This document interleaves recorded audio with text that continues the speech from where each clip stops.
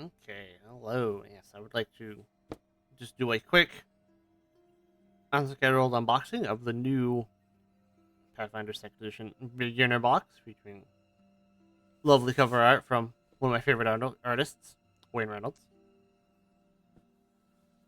It's no surprise, I like Pathfinder Second Edition, as has been the case many such cases. The beginner box has always been a excellent introductory product for getting into Pathfinder.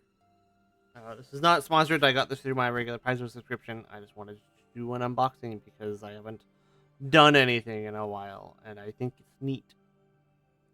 Pop this open. It's a lot thinner than the original beginner box, so I wonder what they've cut or is still in here. So we got the beginner box comes with pawns. I don't know why there's one that's marked in green, but this is little standard bases for your pawns. We'll see those sheets farther into the box. I'm just going to pop the bag open and dump them into the lid. There we go.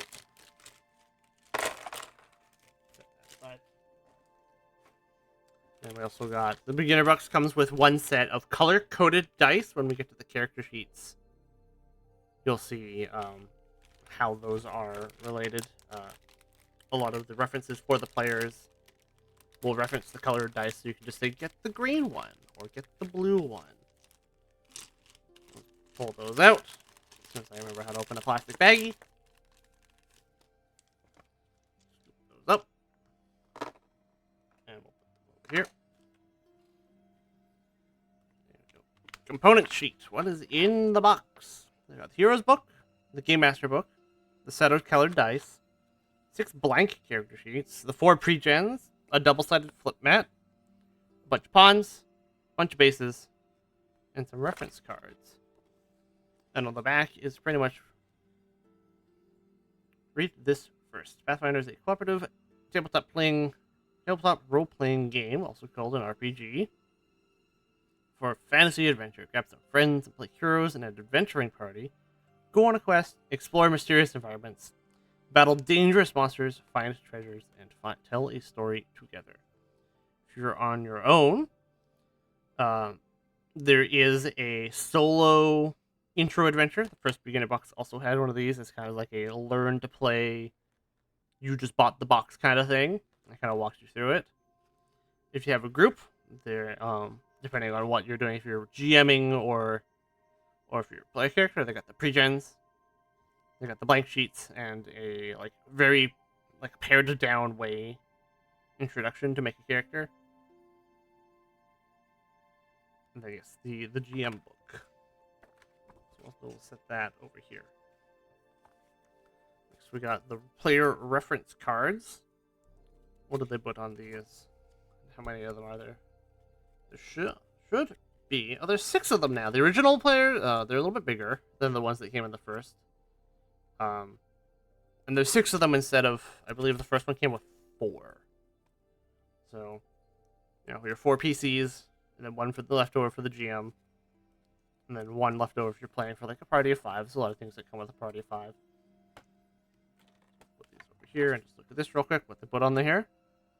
On the reference card, they've got the 3 markers for your 3 actions and your reaction for basic tracking. A bunch of very basic stuff.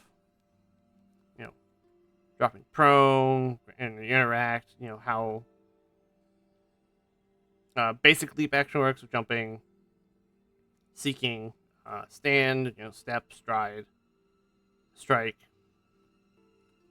how to resolve a d20 check, how critting works, what a DC means, if anything, how to turn anything into a DC. It's on the back. On the back is some basic conditions: concealed, dying, frightened, grabbed, off guard, persistent damage, prone, restrained, slowed, unconscious, and wounded. Just say reference the hero book. Our first pre-gen is Lem the Bard. So in the first beginner box, they just went with the very traditional Fighter Wizard Rogue Wizard. This time they've done the rehash, where it's Bard, Barbarian, Sorcerer, and Monk. So you still got your, a Strength Martial, a Dex Martial, and 2 Spellcasters, one of which could be a healer. Let's look what they've got for them. If you want to play a bard, you want to talk your way out of situations, weave magic and music together, empower your allies through performance. And on the back, there's a little bit about Lem, the pre-gen. Lem was born into servitude, indebted to a noble family. As he grew, he learned what to say to win people over and earned the favor of nobles. He even earned the privilege of learning to play the flute. When he discovered that some of his fellow servants were set to become diabolic sacrifices, Lem jumped into action and set fire to the parts of the noble manor. He then used the opportunity to escape to freedom and make his way into the world with his skills. Lem is a clever and optimistic fellow that enjoys occasionally performing and the occasional playful teasing of his allies. And then a bit of play advice. Use your courageous anthem. Don't stand next to enemies. Use your skills outside of combat. Now, the extra pre-gen sheet has all this wonderful reference information. So on one side, you can see here, everything has like a reference thing to where it is on the paired. I'll just put it like this. Has a reference thing to the paired side with the little, what this is, and then you got your colored dice referenced up here, what action symbols mean, how basic proficiency works. Then all your hard numbers. Where did they put the spells on this? Yeah. So your equipment, your spellcasting modifiers, and then your spells that you have. Composition spells, counter performance, lingering composition, cantrips, Decahim, guidance. What do they do with it? Oh. What am I missing? Fascinating performance. When you perform, pick a creature, compare your results. 2, you will see.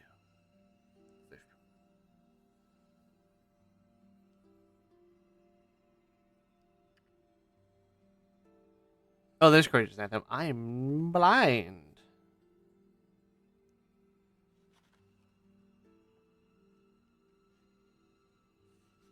Teacher Lore. Lem, we got Sayoni.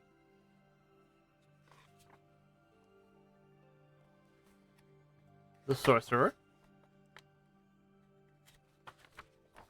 Back. Sayoni lore. Some Varesia. Pop this open, see what the stats look like. Spells, there you go in there. Breathe Fire, Force Barrage, Hydraulic Push, Imperial Bloodline. Imperial Bloodlines. Neat. Caustic Blast, Frostbite, Electric Arc, Message. I guess I should really consider what some of their stats are like. Give them the 4 Charisma. Yep.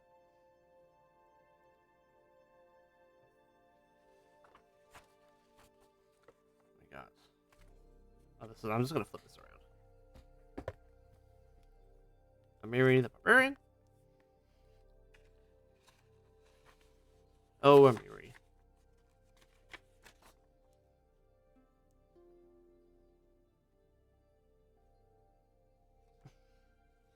So, Amiri Rage, with Remaster, you get to, when you roll initiative, you get to rage for free.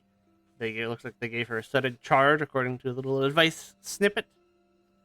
And then they do advise about demoralize. Yeah, here. What sword? The large great sword, because she is a giant instinct barbarian. Yes, good.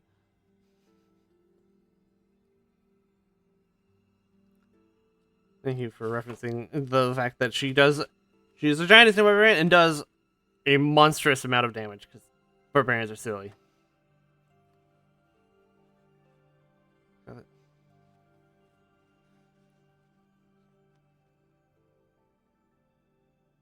Intimidating. Oh yeah, intimidating glare.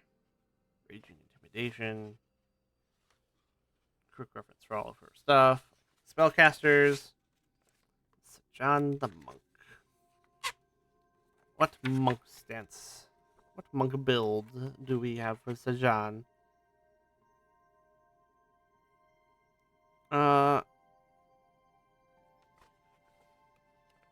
He is built as a strength monk. Strength 4, strength 2 dex.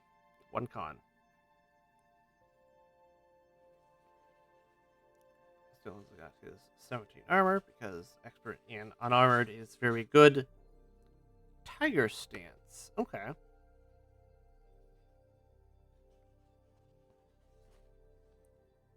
Speed 25. Everything looks a little normal there.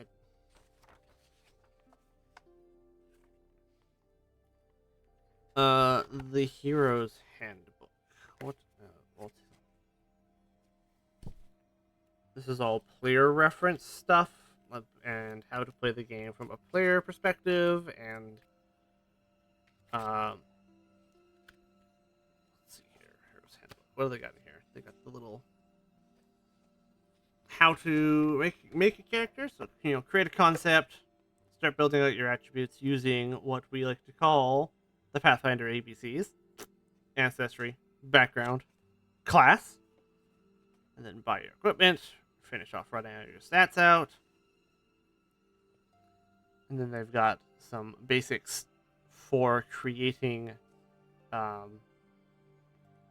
basic character for stuff to go along with this. And also here's the solo adventure. I'm interested. We'll come back to the solo adventure. Maybe we'll do that on this short video. Maybe it won't be too short if I run the solo adventure. I'll set that over there. No, we won't, because that's bad for my camera.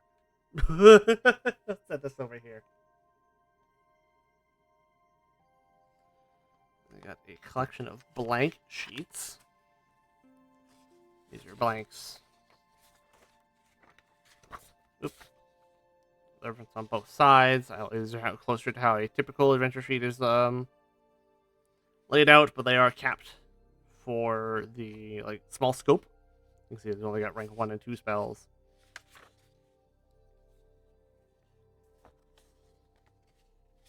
These are great to these and the pre-gens really are great to put into binder sleeves, so that you can just write on them with a wet erase pen or something, and you can reuse them if you tend to use your beginner box a lot. We got the Game Mastery Guide. What have they got in the Game Mastery Guide? They got quick reference on the back, stuff moving on a grid. I think these probably let's see what they put in here. How do you open a book? How do hands work? How do words work? They've got a quick map of the adventure for the GM to reference. They've put the adventure at the front, it looks like, and then everything else is referenced in the back. Oops. How do you pick up a book? I just don't want to hold it too close so it's still in the camera. There you go. Just for Game Masters, yes. First adventure. Putting together, running the adventure, getting started. Brief intro to the adventure. Just kicks off right away. Crash the lift. Let's skip past the adventure real quick. Treasure discovery. This still looks like the adventure. Game mastering. Check out. And just some very basics in getting into being a game master. Oh yeah, I know that art. That is from Outlaws of Alkenstar. It's book 2. It's the Cradle of Time. I almost called it Outlaws of Thunder Junction. Sorry, I'm recording this after getting back from Friday Night Magic. Magic on the brain. Ancestries. Basics of DCs. Sketch map. Building adventures. easy reference for how to, build out a fight using the experience values. Uh, check out the cat. Yeah.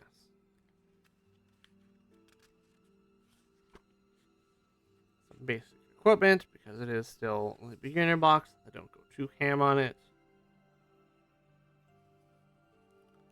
So sometimes there's some interesting things in here. Like I've definitely from the original beginner box handed out stuff as for like the smoking sword, simple +1 damage.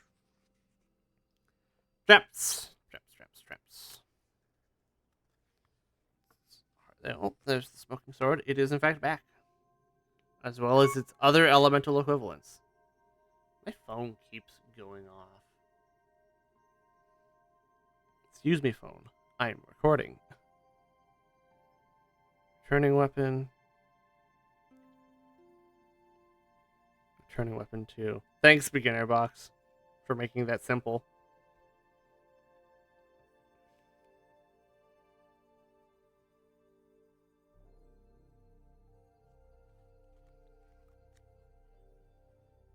And then there's a small bestiary in the back after a small amount of treasure. How to cast wands from spells from wands, spells from wands with scrolls. Yeah. A flip mat. These are. Whoop, this one's quite big. Supposed to work with both dry and wet erase markers. That's what they advertise. Pretty sure. I'll take a quick look on the back of the box. See if it actually mentions it. Where is the mat note?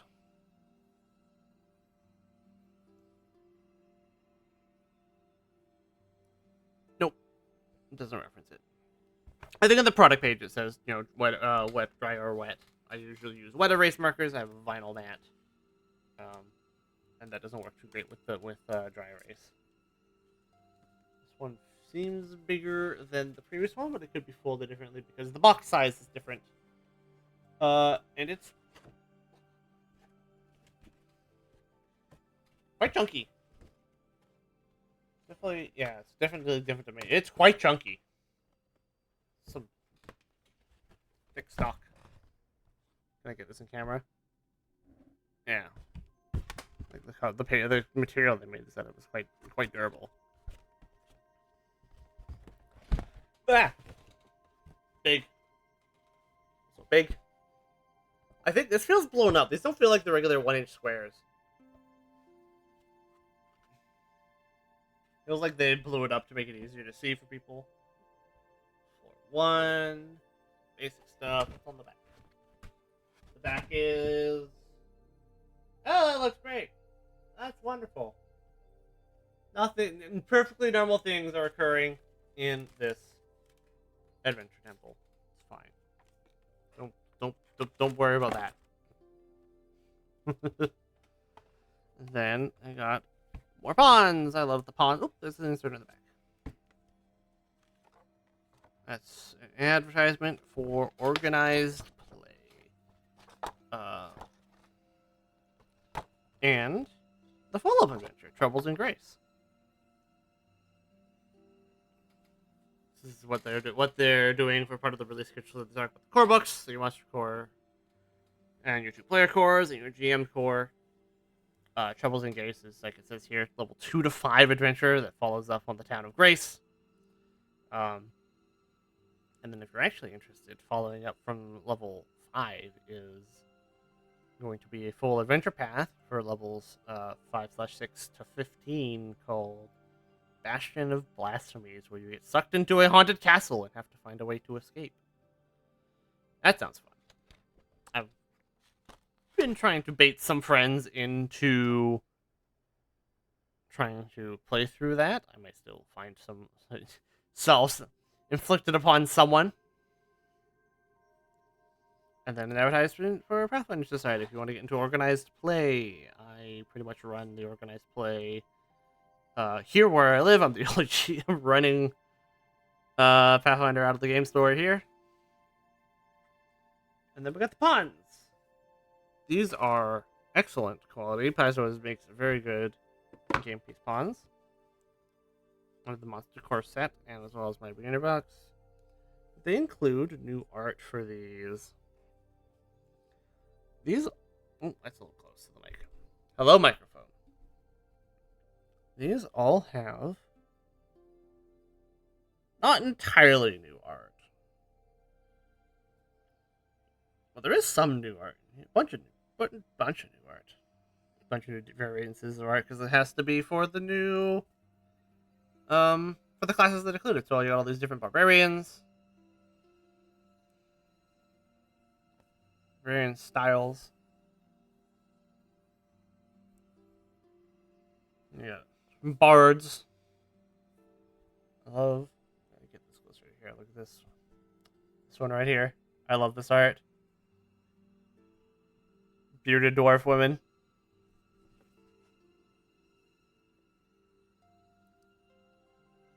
Art dancer, drum, orc, board orc, dwarf monk,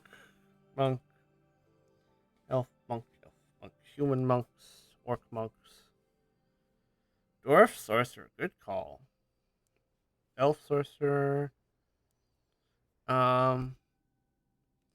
These pawn sheets do include pawns that are not just in the adventure.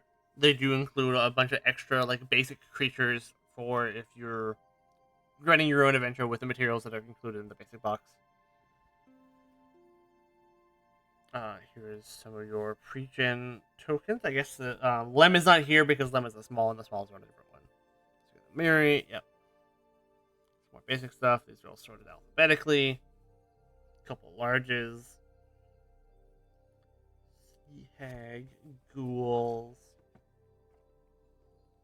I didn't keep the reference cards on hand. As you can see here, we got hobgoblins. What is a string slime? Those are new. Bunch of different orcs. Shadow priest is probably part of the adventure. Punch outs for those reference cards, so as you can keep track of, basically like a physical token to keep track of your action points, kind of deal. Here's all the small ancestors, all the halfling classes. The halfling monk with the two guitars. It looks like they're so much bigger than her. Curly hand lamb. Elemental Ferris butterfly. Elemental water scamp. Shadow bat. Yeah. Tokens. A couple larges. Yeah. Let's take a quick back. I put it over here. I set it aside intentionally. What is that? Read this first. Okay. Take a quick look and see what, if you need a pre-gen for this, or if you just do the solo adventure. The following pages contain a short adventure you can play by yourself and learn the rules as you go along. All we would need are the dice from the box. They're at the bottom of the box. I have extra dice right here. They're tiny. Because it doesn't reference them, I don't know. A piece of scratch paper and a pencil. I have pencils. Let me get a piece of scratch paper. By piece of scratch paper, I mean a spare flashcard. They live on my desk. It's for keeping track of health, I think, for this. When you're ready to continue reading the rest of this entry, we are just going to run the intro adventure. That seems fun. Where's the pencil? Old pencil. Lives on my desk. Covered in dust. My desk is dirty. Leave you. You're a brave adventurer, serving as a guard for a merchant wagon traveling to the distant town of Grace. The merchant is set to pay you 10 gold coins upon safe arrival in Grace. That kind of money, you could enjoy traveling for a month. The path continues into a dark forest. If you express your unease at entering the forest, the merchant insists his shortcuts are perfectly safe. But after a few hours of travel, you and the merchant begin to hear a strange, haunting song. The song seems to entrance the merchant, and he urges his horses on, causing them to take off in a gallop. You're thrown from the wagon, and can only watch as it disappears into the darkness ahead. You decide to trek down the wagon in hopes of finding the merchant once more. Without his help, getting out of the forest will be difficult, and you won't receive your payment. Following the wagon's trail leads you to the darkness of the forest. Go to entry 13. They've built this thing like a choose your own adventure. These entries are not in order. Let's go to entry 13. You follow the wagon's tracks for some time, eventually reaching an eerie clearing. You search the clearing for a moment and find the wagon's tracks. You begin to follow the tracks once more when you hear the sounds of movement from a bush beyond the tracks. Emerging from the bushes is a shambling corpse clad in the merchant's outfit. It resembles the same outfit of the merchant he was wearing, but it is unclear if this is the same merchant as the corpse covered in mud and foliage. The creature attacks, continues to move forward, clearly about to attack. You draw your short sword and prepare to defend yourself. You are now in combat with a zombie. You must know that this undead horror won't listen to reason and must slay it yourself to keep yourself safe. Both you and the zombie take turns attacking one another. You attack by rolling the 20-sided die, or the d20 for short, and adding your attack bonus, which represents your skill at wielding a weapon. Yes, these are tiny dice. Maybe I'll use one of these big spin downs from Magic.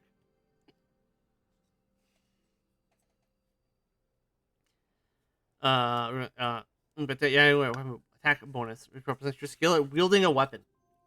If the total is equal to or greater to, we understand. It's written for brand new players, so it talks about how to resolve attack. Roll your d20 plus your bonus against AC, do hit point damage, whatever. We got the scratch pad for keep track of our HP and the zombie's HP. So let's go. Let's go us. And let's go zombie. I didn't track damage ticking up. It's a little bit easier to keep track of this d20. It's also dirty.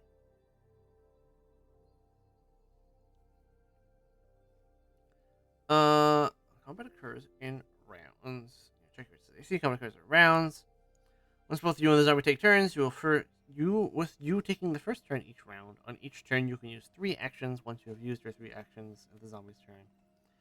After it uses 3 actions, it's just wow.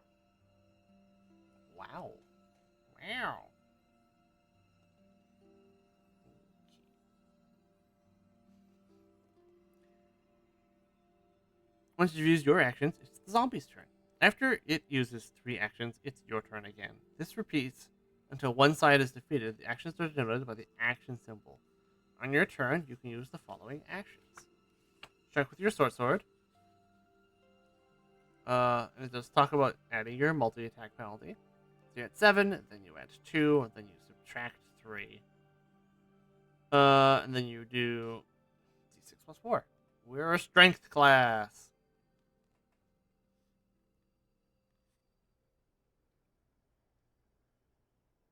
Let's see.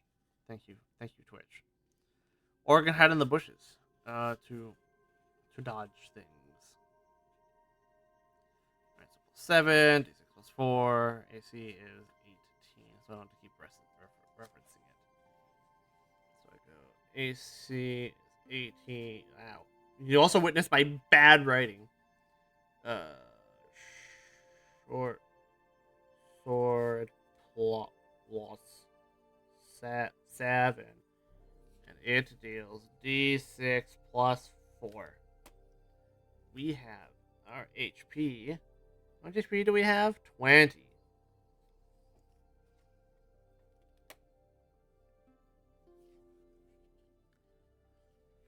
So we act first, and why don't we say that we attack the zombie with our plus 7. Roll 14. The zombie's AC is 14. We hit the zombie. 4. Tiny die. 7. Not 7. 5. Then we'll multi-attack penalty, roll this, and get a 17. That'll be another hit for 7, for a total of 12. Now we could go for the -3, or we can hide. And we'll hide. And then with the zombie's turn, the zombie, on its turn, pummels you with its fist, roll a d20, and add 5 for the first attack. Has to get a 20. That will miss. Then it talks about resolving a crits. Talks about resolving crits. You get a 24 total, double the damage. You roll 20 thing. Remember that you go first. Since I'm hitting you too much, remember to hide. It's a zombie. The zombie just swings. Okay, zombie attack number 2. That will be just the flat value. It also multi-attacks. And that misses our hiding in the zombie in the bushes. And then it rolls a 1. Great. The zombie gets a total of -5 on its attack roll. Thank you, Intro Adventure. 1 minus 5. Great. And then we'll be able to quickly dispatch the zombie from there. We get the concept of rolling the dice back and forth. Quickly dispatch our introductory zombie. And move to entry 17 because we defeated the zombie. Or no, it's entry 7. If you defeat the zombie, go to entry 7.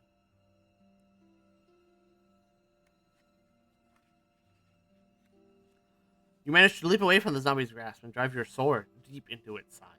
With a growling grunt, the horrible corpse collapses and goes still. You clean your blade and continue following the wagon's trail. You wander for some time through the forest, barely keeping track of the trail in the darkness. As you move through the darkness, you can't help but feel like some presence is watching you. Eventually, you reach another clearing. The trail continues past the clearing, but you also notice an obvious path. A small glimmer of light seems to be further down along that path.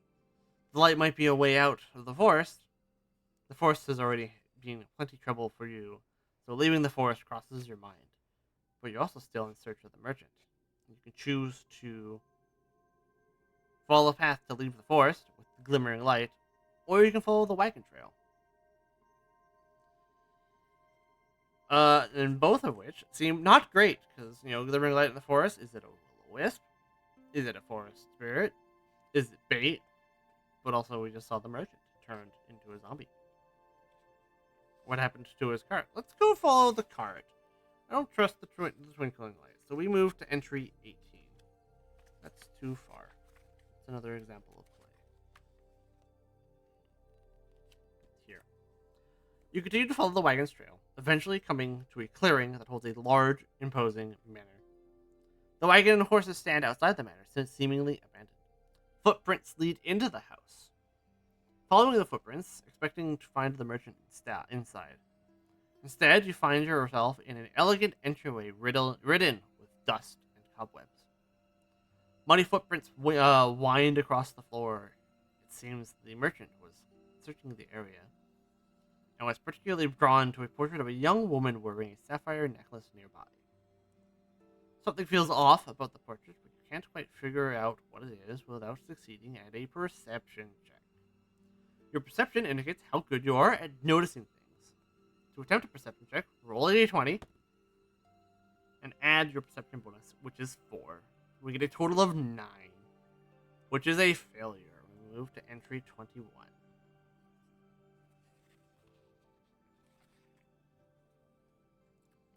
You study the portrait for a moment, but don't notice anything of interest. You decide to follow the merchant's footprints upstairs to see what you can find elsewhere. And to move to entry 10. Entry 10.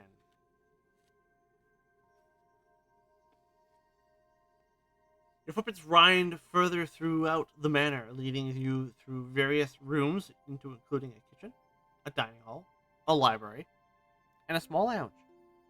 The footprints eventually reach a large hall, and lead you up a staircase through various upstairs rooms. After visiting several guest rooms, a parlor, and several storage rooms, you reach a large bedroom. Like most of the rooms in the manor, this one is covered in cobwebs. However, this room seems particularly laden with webs.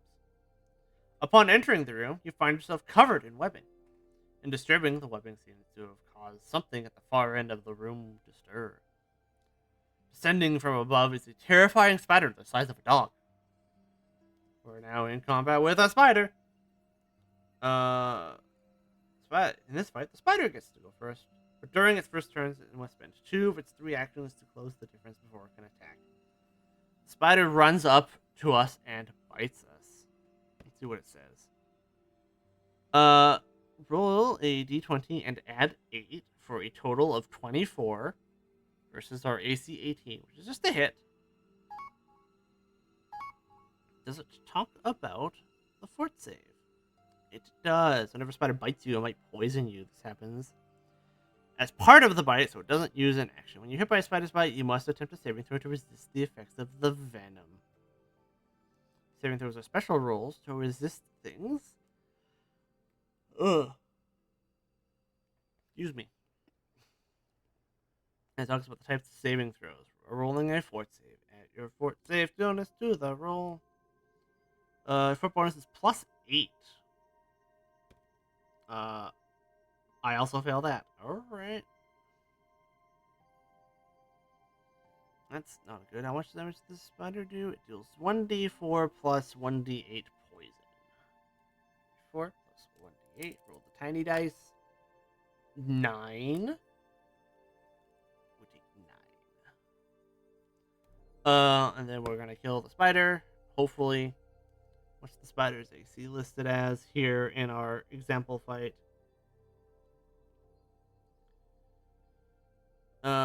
Where does it say the spider's AC? It is 15, so that's 1 hit. That's 2 hits. And that is a miss. That's 2 hits. For 8. Oh, it dies. It dies on the first hit. Okay. You defeat the spider. Move to entry 8.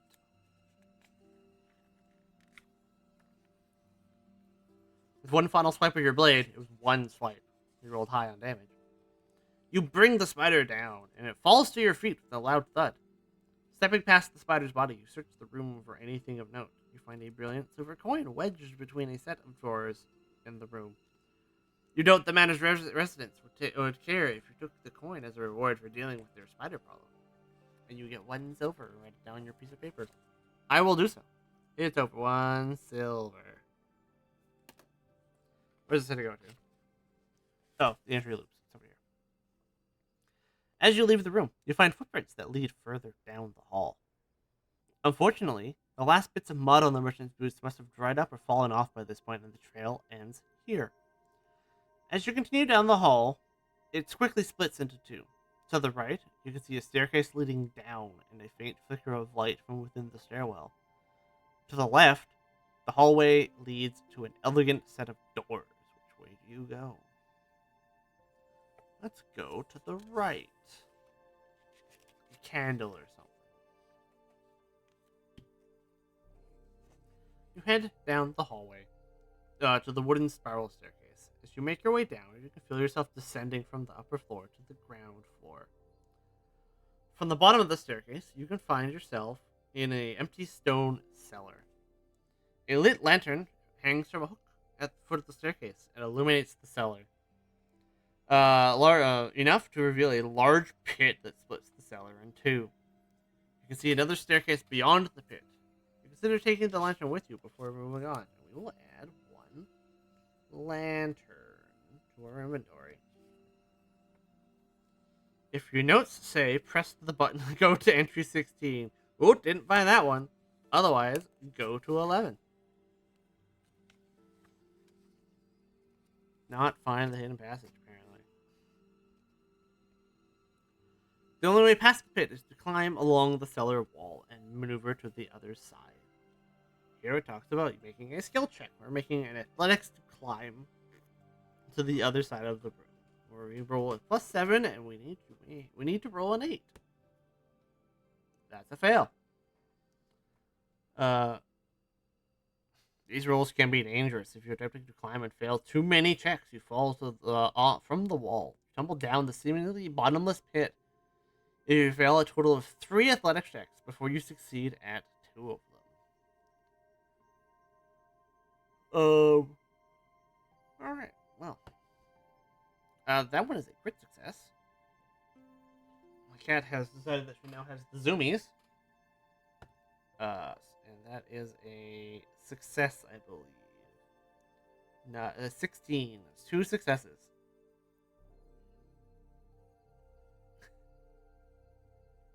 If you make it to the other side, you can make your way up the stairs to the other side and go to entry 3. Or you can turn back around and go to entry 15. If you don't feel like attempting the checks. But we succeeded the checks, so we go to entry 3.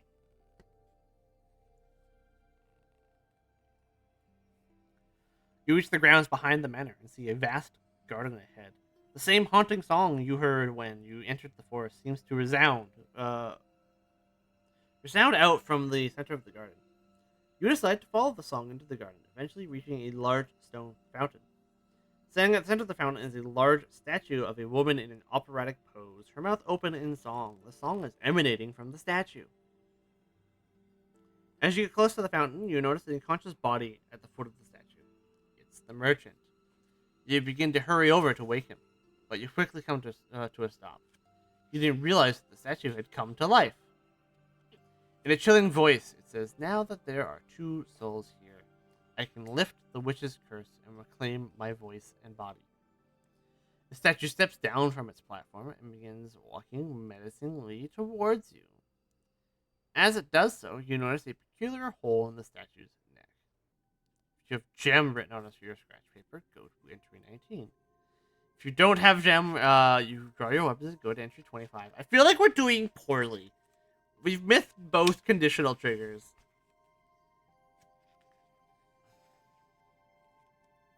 You were fighting the statue. You don't combat with the statue. To start this combat, you and the statue must start by rolling initiative. This is a perception check that both of us attempt. The statue's perception bonus is 0.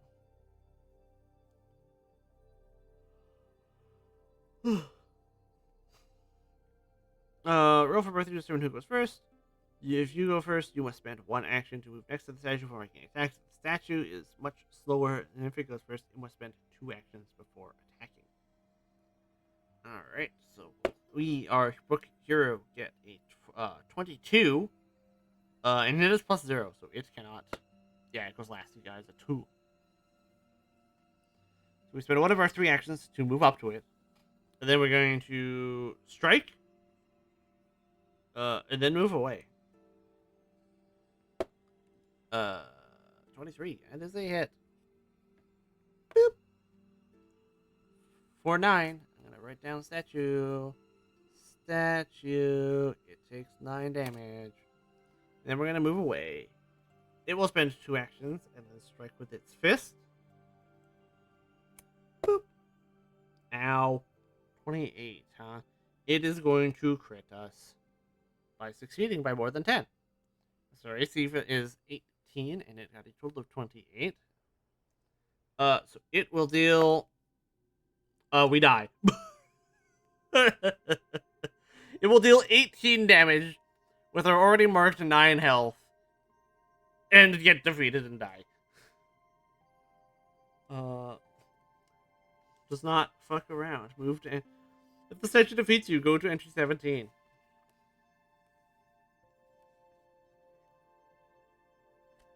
Your vision grows dark as life leaves your body. In your final moments, you can't help but think this is not how your story should end. And maybe the next hero will fare better in this deadly place. Although you have died, there are still adventures to be had. You can set this adventure over by returning to entry 1. You are restored to full hit points, so are all the faces you've foed. Faces you have foed. Foes you have faced. You must explore and face whatever dangers all over again. Alternatively, you can start making your own character to play in adventure with others. Go to page 12 to begin designing your own hero. Good job. We have died in the solo adventure by currently missing all of the optional triggers. It's good. It's good. It's good. Good times. All right. And then yeah, so we got a little example of play.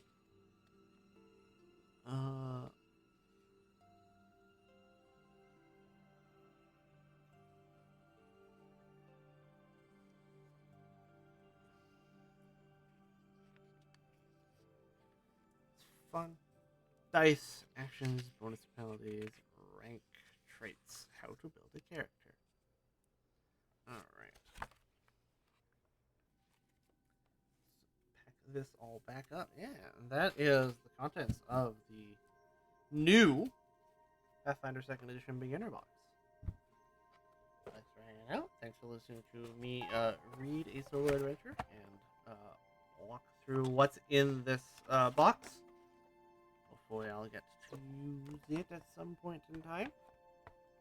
It looks just great for me to hang on to. I'm just trying to get this all loaded back in the reasonable order that it came in. There we go. And then the blanks. I'll probably find what I did with my other package of binder sleeves. Get all those sleeved back up. These back in here.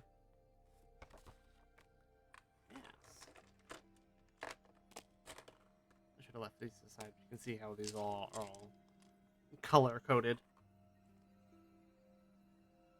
Yeah, thanks for hanging out. Thanks for watching, and we'll see what happens next time. Bye bye.